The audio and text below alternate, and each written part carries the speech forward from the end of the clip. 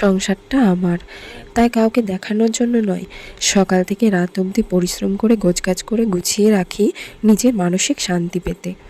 তো good morning বন্ধুরা, কেমন আছো তোমরা সবাই? আশা করি সবাই খুব ভালো আছো, আমিও খুব ভালো আছি। আমার আরও একটি নতুন ব্লগে জানাই তোমাদের অনেক অনেক স্বাগত আর অনেক ভালোবাসা। সকালবেলা ব্রেকফাস্ট খেতে খেতেই তোমাদের সঙ্গে ব্লগটা শুরু করলাম। সবাই দেখতে থাকো, আশা করি তোমাদের ভালোই লাগবে।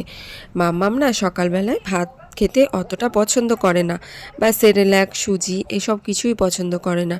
যদি ওকে রুটি, লুচি, পরোটা এসব করে দেওয়া যায় তো মানে চিবিয়ে যেসব খাদ্য খেতে হয় সেসব খাদ্য খেতে ও খুব পছন্দ করে।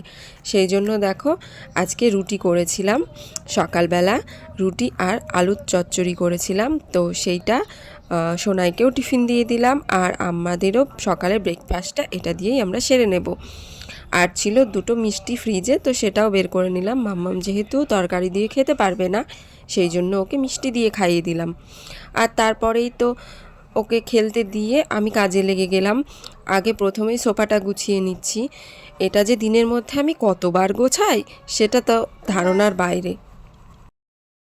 আর এখানে দেখো মাম্মামের মিমি এসছে, মামা এসছে, ওরা এখন ওর সঙ্গে খেলা করছে। আর আমি চটপট করে বিছানাটা গুছিয়ে ফেলি, তারপরে যাব রান্না বান্নায়। তো ওদেরকে বললাম যে তোমরা একটু নিচে যাও, আমি বিছানাটা গুছিয়ে নিই তাড়াতাড়ি করে। তো বিছানাটা না গোছালে না ঘরের কোনো কাজেই ঠিকঠাক মন দিতে পারি না। বিছানাটা নোংরা থাকলে বারবার বিছানার দিকেই চোখ যায় আর মনটা খারাপ হয়ে যায়। তাই বিছানাটা যদি টান টান করে গোছানো থাকে, যদিও এটা এখন আমার স্বপ্ন, তবুও যতটা পারি চেষ্টা করি বিছানাটা টান টান করে রাখার। আর দেখো সেদিন যে ভোগে শাড়িটা পরে গেছিলাম সেটা এখন ভাঁজ করে আবার জায়গায় তুলে রেখে দিচ্ছি। আর তার সাথে রোজ যে ক্লিনিংয়ের কাজটা থাকে, ড্রেসিং টেবিলটা মোছা, এগুলো শোকেসের মাথার ওপর টোপর এগুলো মোছা, তো এই কাজগুলোও আমি এটার সঙ্গে সেরে নিচ্ছি।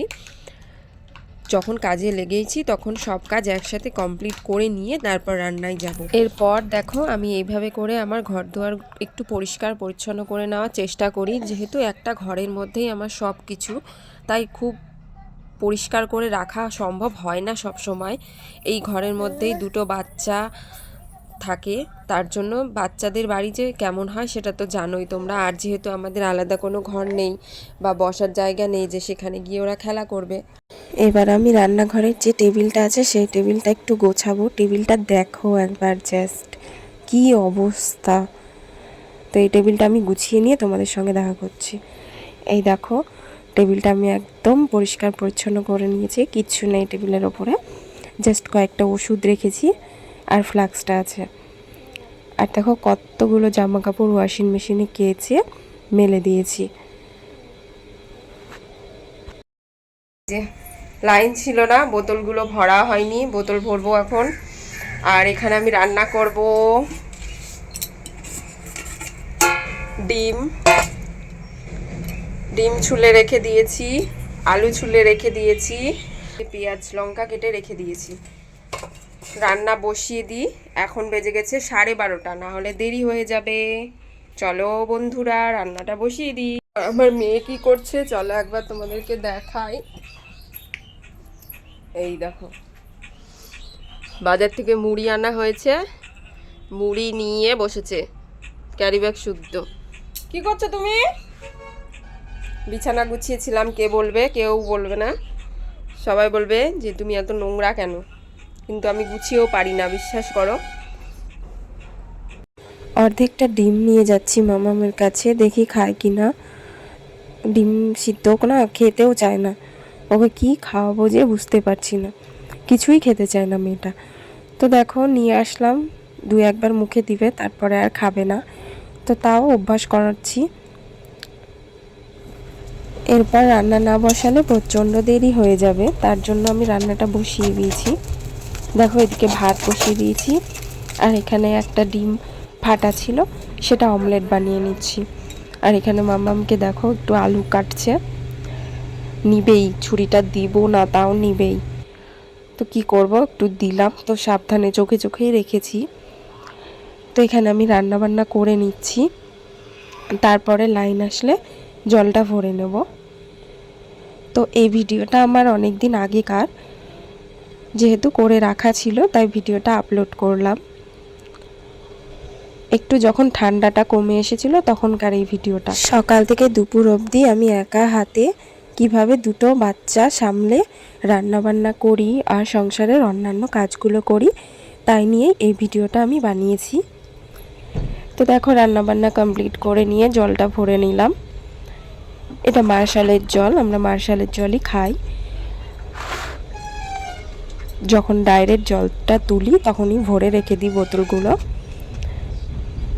তো চলো জলটা ভরা হয়ে গেল, এরপরে আমি স্নান করে নেব আর মাম্মামকেও স্নান করিয়ে দেব।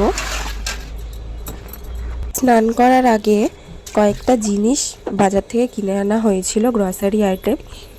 তো সেগুলো আমি এখন জায়গায় তুলে রেখে দেব। এগুলোর মধ্যে ছিল দেখো সুজি আছে, আর আছে বেসন আর মুড়ি। তো মুড়িটা আমি কৌটোতে ঢেলে নিই, নাহলে অনেকক্ষণ আগে আনা হয়েছে তো নরম হয়ে যাবে আর খাওয়া যাবে না তখন। তো সেই জন্য মুড়িটা ঢেলে নিই, আর তারপরে হচ্ছে যা যা আছে সেগুলো রেখে দেবো, আর তারপরে স্নান করে নেব। আমি এইমাত্র স্নান করলাম, এখন দুপুর 2টো বেজে গেছে। তো ঠান্ডা ঠান্ডা লাগছিল তাই এই হালকা গেঞ্জিটা পরলাম। এখন ভাত খেয়ে নেব। তো চলো আজকে আমি কি কি রান্না করেছি সেটা এক ঝলক তোমাদেরকে দেখিয়ে দিই।